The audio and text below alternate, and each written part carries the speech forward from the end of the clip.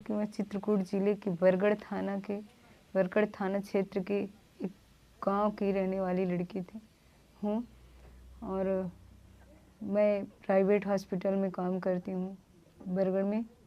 और 26 अक्टूबर सुबह 8:30 बजे जब मैं घर से निकली तो एक पुल पड़ता है, वहाँ पे पानी भरा था। वहाँ पे मैं साइकिल द्वारा क्रॉस करने के बाद जो है वहाँ पे देखी तो एक अनजान व्यक्ति जो है बाइक पे बैठा था और वो पगड़ी बांध रहा था, कहीं बात कर रहा था फ़ोन में। बात करते हुए मतलब मैं देखी दूर से कि वो खड़ा है, मैं उसको इग्नोर करके उसके बगल से जो है आगे बढ़ी तो वो पीछे पीछे बाइक लगा के धीरे धीरे आ रहा था। मैं पलट के देखी तो वो जो है मुझे पलट के देखा और वो इतना तेज़ से बाइक मेरे बगल से निकाल के लेके आगे चला गया। मैं ध्यान ही नहीं दी कि वो गया कहाँ। फिर मैं देखी कि एक मोड़ पड़ता है, कच्ची रास्ता, जंगल भी है, वहाँ पे सुनसान रास्ता है, किसी का आना जाना नहीं था। तो वहाँ पे जब मैं गई उसके पास गई तो देखी कि वो खड़ा है। खड़ा होने के बाद वो बाइक लगा के बकायदे, मैं दुपट्टा डाली थी फोल्ड करके अपने गले में, वो दुपट्टा सहित मेरा गला उठा लिया और चलती साइकिल से उठा लिया। उठाने के बाद गला जो है इतना तेज़ से कस के पकड़े था कि मैं आवाज़ न कर पाऊँ। मैं उससे बोल भी रही थी कि भैया कौन है आप, तो बोल रहा था चुपचाप रहो, शांत रहो। एक थप्पड़ जो है बड़ी तेज़ी से आँख में मार दिया। मारने के बाद मेरे कुछ समझ में नहीं आया कि ये ऐसा कर क्यों रहा है। फिर जब मैं वो गला पकड़ा था और मेरे मुंह में जो है हाथ लगा लिया था तो मैं उसकी तरफ देख रही थी, उसको पहचान रही थी आखिर है कौन ये। तो उठा के मुझे चट्टान में पटक दिया। पटकने के बाद वो बकायदे मेरे गले में, आँख में, आँख से हाथ नहीं हटा रहा था और पता नहीं किसको आवाज़ दिया कि आ जाओ, मैं पकड़ लिया हूँ। तो मैं डर गई कि और लोग भी हैं, सनसनाहट की आवाज़ आ रही थी इधर उधर झाड़ियों की। तो मैं देखी कि मैं देख नहीं पा रही थी कि मतलब आखिर ये कर क्या रहा है। हाथ जो है एक वायल टाइप में लिया था, उसमें वो मुंह के पास लाया तो मैं सांस जो है ऑलरेडी जब वो मुंह में हाथ लगाया था तो नहीं वो कर पाई। मैं हाथ मारी तो वो कहीं जाके दूर गिरा तो वो उठा के मुक्का मार दिया मेरे मुंह में। मारने के बाद भरपूर मेरे सीने में जो है अपने घुटना लगा के बैठ गया। पीछे पता नहीं कौन आगे से मेरा पैंट और वो पैंट ही उतारने लगा, जल्दी जल्दी हाथ पैर पकड़ने लगे।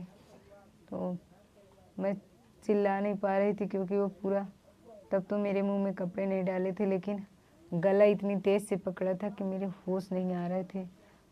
मुझे डबल डबल आँख बंद थी लेकिन कुछ समझ में नहीं आ रहा था कि क्या हो रहा है। तो मैं जो है एकदम बेहोश हो रही थी कि क्या हो रहा है। तो मुंह में वो उतार के पैंट ही डाल दिया, घुसेड़ दिया। चिल्ला नहीं पा रही थी और जो पैंट पहनी थी उसको आँख में बांध दिया। हाथ में जो दुपट्टा गले में डाली थी उसको हाथ से पीछे साइड हाथ करके और एक पैर जो है मैं छिटिक रही थी, एक पैर वो मेरा बांध लिया। तो हाँ, पैर जो है एक कोई दावा था पैर से अपने। तो मैं देख ही नहीं पा रही थी, न चिल्ला पा रही थी और वो कंटिन्यू पूरे शरीर में ऐसे बारी बारी से ऐसे उछल रहे थे, लेट रहे थे और मेरे प्राइवेट पार्ट में भी अजीब तरह हाथ डाल रहे थे, अंग वगैरह डाल रहे थे। मुझे महसूस हो रहा था लेकिन मैं बेहोश हो जा रही थी। मुझे समझ में नहीं आ रहा था कि आखिर हो क्या रहा है। सांस भी मैं पूरी तरह नहीं ले पा रही थी। फिर मैं देखी कि कुछ देर बाद उन लोगों ने आवाज़, हंसने की और बोलने की, आपस में बोलने की आवाज़ें आ रही थी। बोल रहे थे कि यार फंसना नहीं है, जो करना हो कर लो, नहीं आगे गाड़ी मंगाओ इसको और जंगल में ले चलते हैं, और नहीं तो अगर नहीं ले जा पा रहे हैं, गाड़ी नहीं आ रही, बहरा पड़ रहा है या गाड़ी नहीं आ रही है, तो रेलवे ट्रैक में इसको बांध के देख के रख देते हैं। तो मैं उन लोगों की बातें जब सुन रही थी, मेरे शरीर जो है काम नहीं कर रही थी कि हाथ पैर उठ जाए, लेकिन मैं बहुत हिम्मत करके देखी तो आवाज़ जो है ये लोग इधर उधर कर रहे थे और किसी की और ट्रेन आने की आवाज़ भी सुनाई दी। 3 से 4 लोग थे जो मेरे शरीर को बारी बारी से पकड़ रहे थे और पैर फैला रहे थे, हाथ फैला रहे थे और गंदे घिनौने काम कर रहे थे, मुंह में गंदी अपने अंग वगैरह डाल रहे थे। वो मतलब दरिंदगी की सारी हदें पार कर रहे थे और मैं न चिल्ला पा रही थी, न देख पा रही थी। न वो करने के बाद देखी तो कुछ दूर में ये लोग आवाज़ें आ रही थी। ये लोग हट गए थे मुझसे, कुछ दूरी पे जाके ऐसे बात कर रहे थे कि कितना दूर है ये और थोड़ी जंगल में ले चलते हैं, गाड़ी मंगाओ यार। आपस में एक दूसरे को गाली दे रहे थे। तो मैं कुछ दूर पहले एक आँख मेरी ऐसे ही इनके छीना झपटी में खुल गई थी, तो मैं पलट के नहीं देखी कि कौन कौन नज़दीक है कौन नहीं। नज़दीक होते तो ये पक्का मुझे पकड़ लेते। अब पैर में मेरे पत्थर भी मारे और कंधे में पत्थर वत्थर पटके थे। और ये मुझे सोचे कि बदहवास में ये जाएगी कहाँ, लेकिन मैं जो है घसील के कुछ दूर गई, फिर झाड़ी के सहारा ली। वहाँ से मुंह में जो डाले थे उसको ये लोग पता नहीं कितनी समय ये हाथ मेरा आगे साइड बांध दिए थे। पहले तो चिल्ला रहे थे ऐसे करो ऐसे कर, हाँ बनेगा नहीं। फिर ये लोग सीधा करने के लिए हाथ मेरा आगे बांध दिए थे और पैर में जो बांधे थे वो पूरा मेरी टांग से फंसा के बांध दिए थे। तो उसमें से मुझे आसानी भागने में हुई, क्योंकि जो है मैं वहाँ रेलवे ट्रैक तक घसील के किसी तरह गई। वहाँ मुझे जब मुँह से वो कपड़ा निकल गया तो आवाज़ इतनी तेज़ी निकल रही थी सांस कि मुझे समझ में आ रहा था कि कहीं मैं पकड़ी ना जाऊँ। तो मैं मुंह दबा के हाथ से और एक झाड़ी में करीब 2-4 मिनट तक वहाँ पे थी। फिर उसके बाद मुझे दिखाई दी कि ग्रीन कलर की वो जल रही है, लाइट जल रही है। मैं वहाँ से जो है रेलवे की दाहिने साइड में आई और बीच पटरी पे पहले मैं खड़ी थी कि कोई शायद जनता हो, मालगाड़ी ना हो तो मैं मदद मांग सकूं, लेकिन वो लोग धीमा कर लिए थे वक्त और निकले नहीं, गाड़ी से बाहर नहीं आए। रेलवे स्टेशन मास्टर को वो लोग शायद फ़ोन लगाए थे। स्टेशन मास्टर सर बता रहे थे कि मुझे खबर आ गई थी। उन्होंने अपने वर्करों से बोले कि वहाँ पे कोई लड़की दिख रही है। मेरे शरीर में कपड़े नहीं थे। वो लोग भी हिचकिचा रहे थे आने में, लेकिन मदद करने के लिए वो लोग आगे बढ़े। कपड़े वगैरह पहनाए, गले में जो बांधे थे आँख में वही गले में खिसक के आ गया था और हाथ उसी तरह बंधा था, कपड़े नहीं थे और शरीर में इतनी ब्लीडिंग हो रही थी। और मेरे पास जब आए तो बोले बेटा पहले कपड़े अपना सही करो। तो मैं उस हालत में थी ही नहीं, पानी वानी मांग रही थी। बोले पानी नहीं देंगे और नहीं इस हालत में कहीं तुम मर गई है, फिर बहुत कुछ हुआ है तुम्हारे साथ, पानी दे देंगे, पानी नहीं देना है। फिर उसके बाद बोले कि नंबर वगैरह कोई बता सकते हो। मैं वहाँ पे बेहोश हो गई थी। तो नंबर जो जितने भी नंबर बोलती थी अलग अलग नंबर मिस्टेक हो जा रहे थे। छोटे वाले भाई के पास लगा, वो बाहर रहता है। तो वो बोला कि क्या हुआ दीदी को, क्या कैसे, बोल रहे थे कि यहाँ पे एक लड़की है, वो तुम्हारी सिस्टर है। वो फिर भैया लोगों के पास फ़ोन लगाया, पापा लोगों के पास, चाचा लोगों के पास, थाने में भी लगाए वहाँ से। लेकिन मेरे परिजन वहाँ पे पहुँच गए थे, वो मुझे सुरक्षित पाए। और उसके बाद जो है वो लोग बोले कि इसको छोड़ के मैं जा नहीं सकता था। नहीं, उन लोगों को मैं देखता, आगे बढ़ के जंगल में ढूंढता कौन कौन थे। तो फिर उसके बाद जो है हमारे परिजन मिले और हमें थाने ले गए। वहाँ पे इतनी बुरी हालत थी कि वहाँ से मुझे प्राइवेट हॉस्पिटल, जिस हॉस्पिटल में काम करती हूँ, वहाँ ले गए जाया गया। सर बोले बहुत बुरी हालत है, इसको ले जाइए जिला अस्पताल या कहीं। वहाँ भी जितना हो सका वो किए, उपचार वगैरह तो नहीं, लेकिन बोल रहे थे कि बहुत बुरी कंडीशन है, इसको कोई किसी अच्छे हॉस्पिटल ले जाओ। फिर मऊ सरकारी हॉस्पिटल बोल रहे थे, ये मऊ ले गए। मऊ के बाद फिर वहाँ से मुझे बोल दिए इसकी कंडीशन बहुत ख़राब है, इसको ले जाओ इलाहाबाद। स्वरूप रानी ले गए, स्वरूप रानी से कॉलबिन भेज दिए। वहाँ मेडिकल वगैरह हुआ।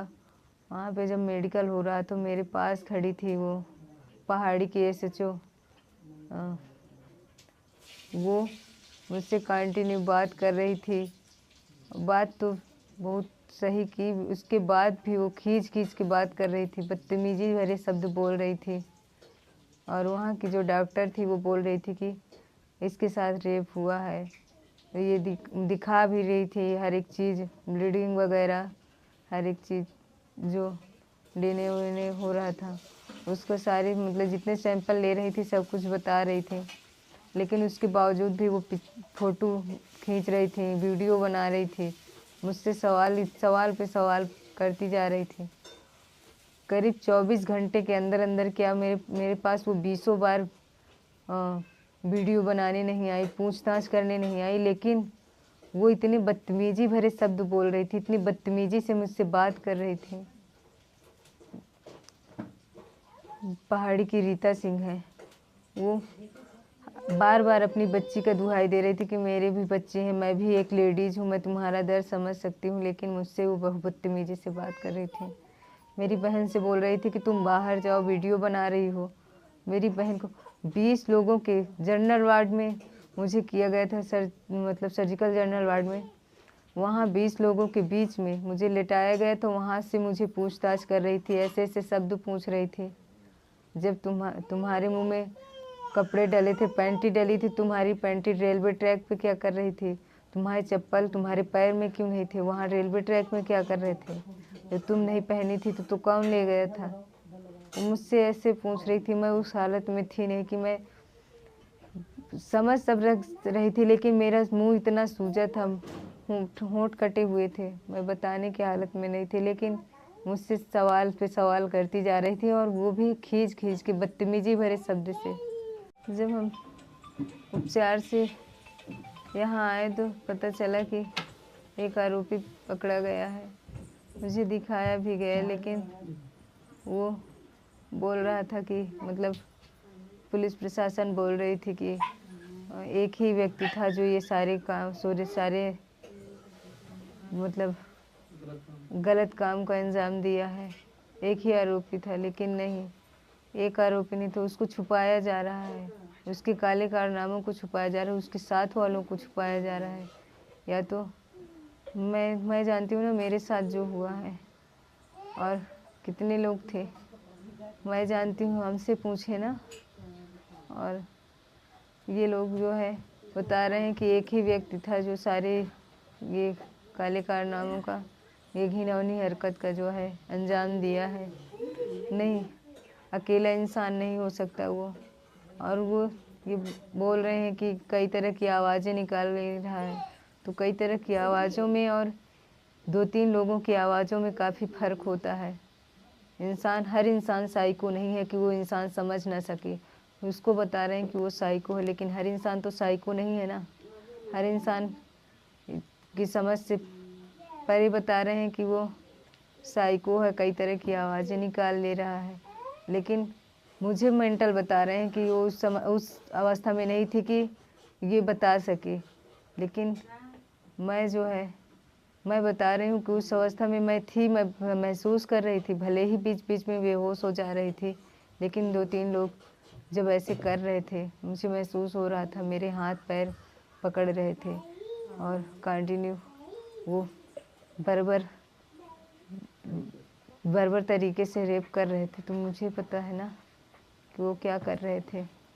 वहाँ पे पुलिस प्रशासन या फिर अन्य कोई नहीं था उस वक्त की सफाई दे या फिर बोले कि नहीं ये अकेला व्यक्ति था। कोई देखा ही वो अकेला व्यक्ति था, मुझे पता है कि कौन अकेला व्यक्ति था या फिर नहीं हुआ है तुम्हारे साथ ऐसा कुछ भी। मैं मुख्यमंत्री योगी आदित्यनाथ सर से यही बोलना चाहती हूँ कि आप तो बहुत दहाड़ रहे हैं कि बहन बेटियों के साथ ऐसा नहीं होना चाहिए, लेकिन मेरे साथ हुआ। अन्य केस भी हुए हैं, अन्य केस में भी वो इन्वॉल्व है, वही व्यक्ति जो मेरे साथ किया है।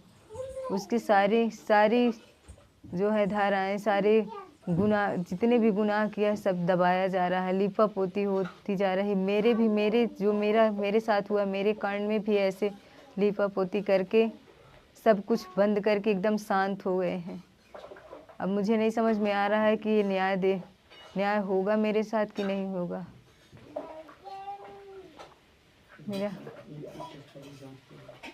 मैं दोबारा जांच के लिए अपील कर रही हूँ।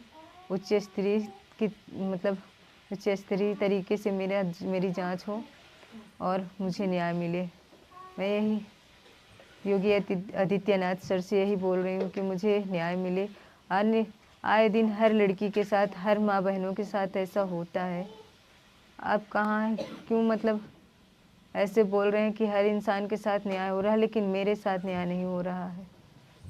मुझे पता है आज 15-16 दिन हो गए, लेकिन मैं शांति से ना, मेरे मुंह में खाना तक नहीं जा रहा है।